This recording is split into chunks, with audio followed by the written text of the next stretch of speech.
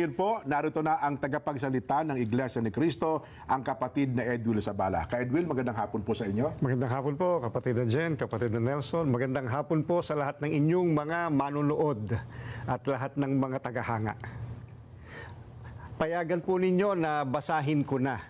Ito pong statement ng Iglesia ni Cristo galing po sa tagapamahalang pangkalahatan, kapatid na Eduardo V. Manalo.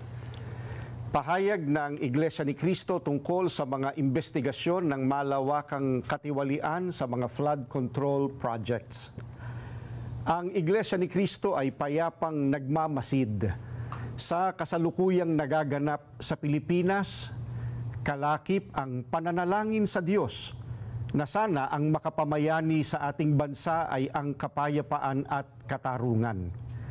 Ang mga pagtatalo-talo at pag-aalitan na ibinunga ng malaking eskandalo ng katiwalian sa libu-libong flood control projects ng kasalukuyang administrasyon at ang mga pag-aawayang pampulitika ang dahilan ng mga kaguluhan ngayon sa ating bansa.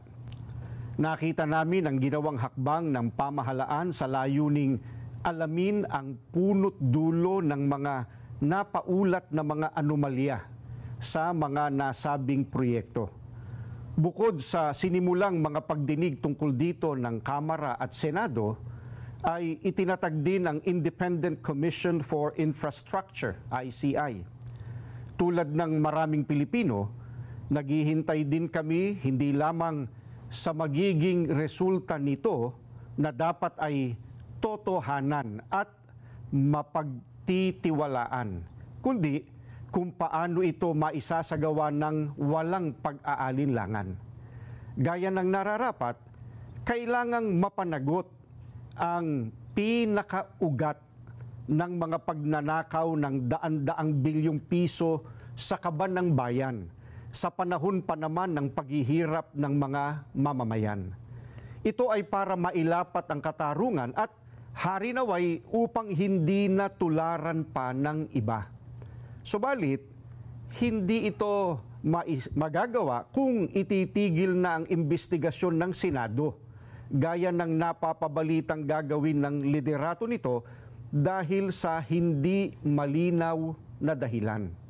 Gayun din, hindi rin makatutulong ang investigasyon ng ICI sa palihim nitong pag-iimbestiga. Ano pat anuman ang maging resulta nito ay posibleng hindi maging katanggap-tanggap sa mga mamamayan at makadagdag lamang sa nagaganap na kaguluhan at kawalang katiyakan.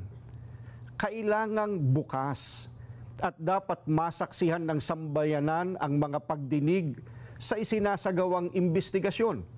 Naniniwala kami na para magkaroon ng kapayapaan, kailangang patuloy na imbestigahan ang malawakang katiwaliang iyon at isagawa ng may transparency at walang kinikilingan o pinagtatakpan.